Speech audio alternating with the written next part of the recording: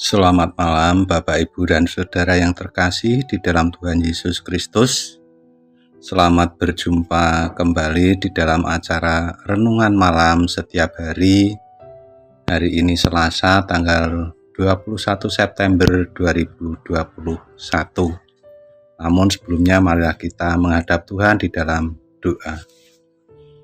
Ya Tuhan Allah Bapa Surgawi, perkenan kami anak-anak-Mu ya Tuhan pada malam hari ini menghadapkan hadirat-Mu. Kami ucapkan puji syukur dan terima kasih karena berkat-Mu kami masih bisa menerima sabda-Mu.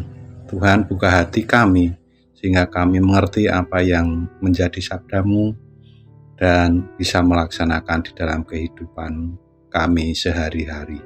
Di dalam nama Tuhan Yesus Kristus kami berdoa dan mengucap syukur. Haleluya. Amin.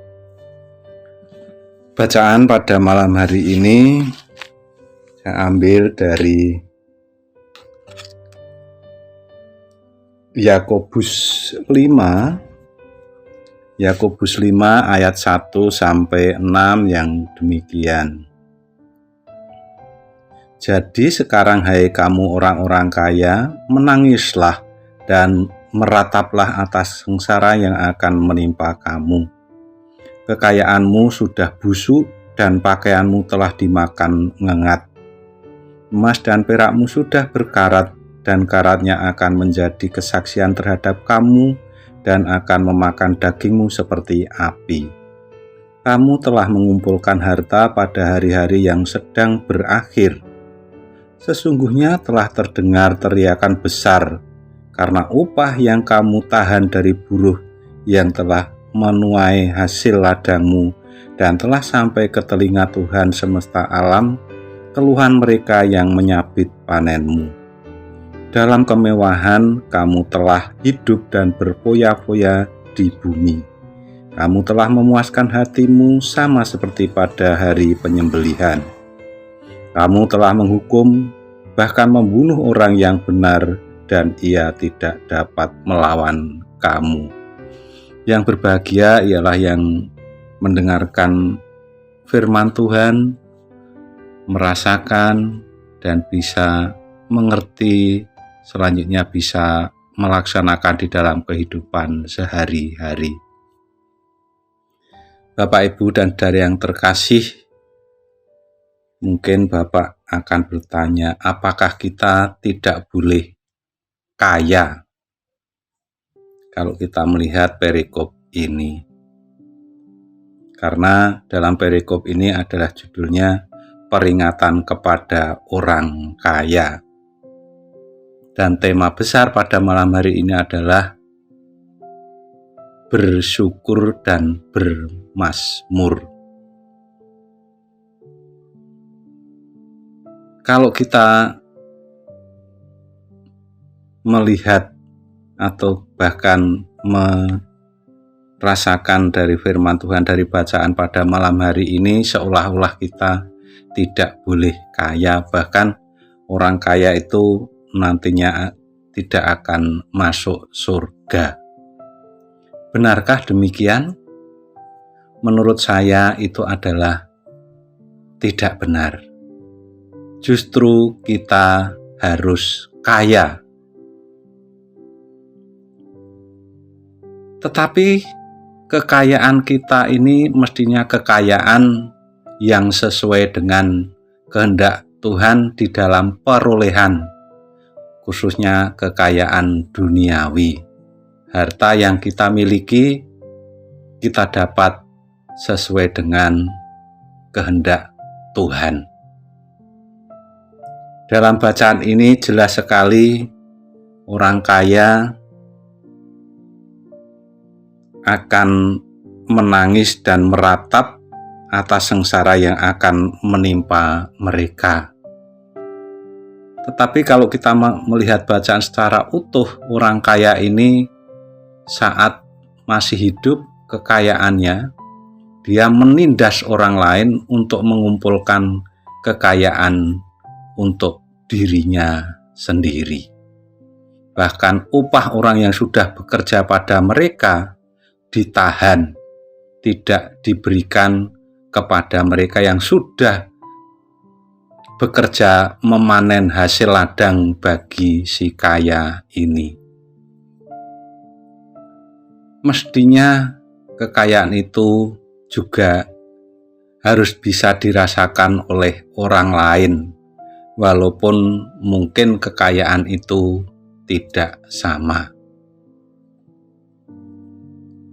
Mungkin banyak orang mengatakan si A ini kaya, si A ini miskin. Tapi bagi saya pribadi, kekayaan itu adalah relatif. Kalau kita melihat orang yang secara ekonomi di bawah kita, kalau kita menunduk, tentu kita merasa kaya. Tetapi kalau kita menengadah, orang Jawa mengatakan dangak ndelokke dhuwur, mungkin kita merasa miskin.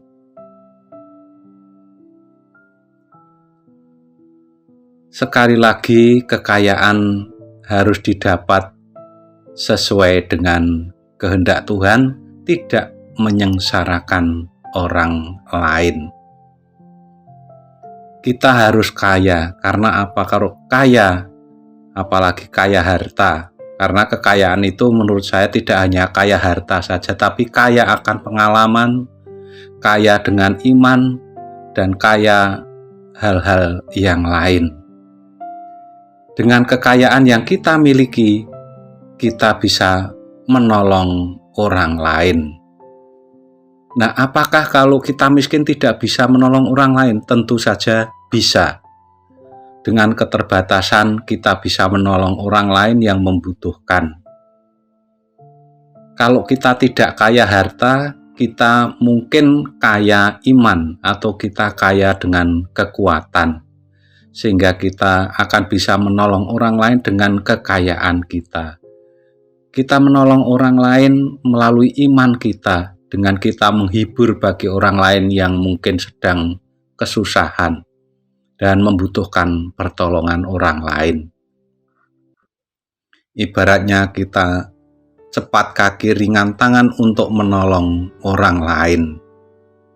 Dengan kekayaan yang kita miliki. Sekali lagi, kekayaan tidak hanya harta benda. Kekayaan bisa berupa fisik kita, kekuatan kita. Mungkin kita dengan ringan tangan menolong orang lain akan mengurangi beban orang lain itu. Seperti yang dikatakan di dalam perikop ini, kita tidak boleh menindas orang lain, tetapi mestinya kita justru harus membantu orang lain yang membutuhkan, yang menurut kita mereka itu adalah kekurangan. Orang yang kekurangan atau bisa dikatakan orang sekeng, belum tentu orang yang hartanya sedikit, yang minim tidak mempunyai harta yang banyak seperti orang-orang lain. Bahkan mungkin ini juga secara harta orang ini kaya, tetapi juga membutuhkan orang lain di dalam kehidupannya. Mungkin orang ini membutuhkan tenaga. Kalau kita bisanya membantu dengan tenaga, itulah kekayaan kita, bisa menolong orang lain yang kaya akan harta dengan kekayaan, kekuatan, dan kesehatan kita. Marilah kita renungkan di dalam perikop ini untuk tidak menghukum orang lain, bahkan tidak membunuh orang lain dengan kata-kata, dengan tindakan kita, supaya hidup kita bermanfaat bagi orang lain. Walaupun mungkin kita tidak kaya dengan harta benda, tetapi kita bisa berbuat untuk orang lain dengan kekayaan sebagian yang kita miliki. Kiranya Tuhan selalu menyertai kita di dalam kita berbuat baik melalui talenta yang kita miliki.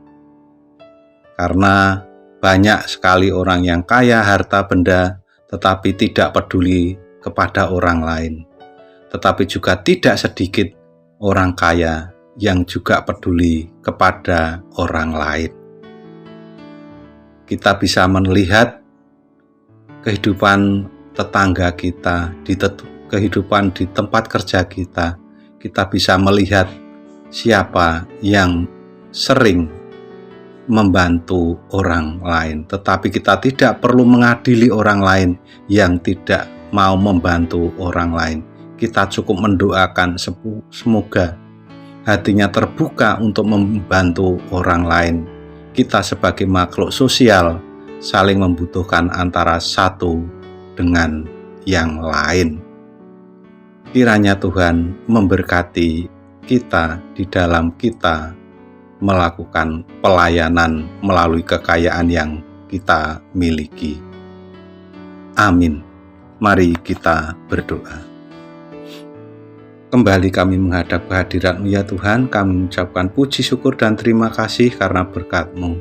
Engkau selalu mengingatkan kami dengan kekuatan, dengan kekayaan kami untuk peduli kepada orang lain yang membutuhkan. Kami percaya Tuhan tidak akan meninggalkan kami di mana kami untuk melakukan tugas dan tanggung jawab kami untuk menolong orang lain melalui kekayaan yang kami miliki. Hanya di dalam Tuhan kami Yesus Kristus kami berdoa dan mengucap syukur. Amin.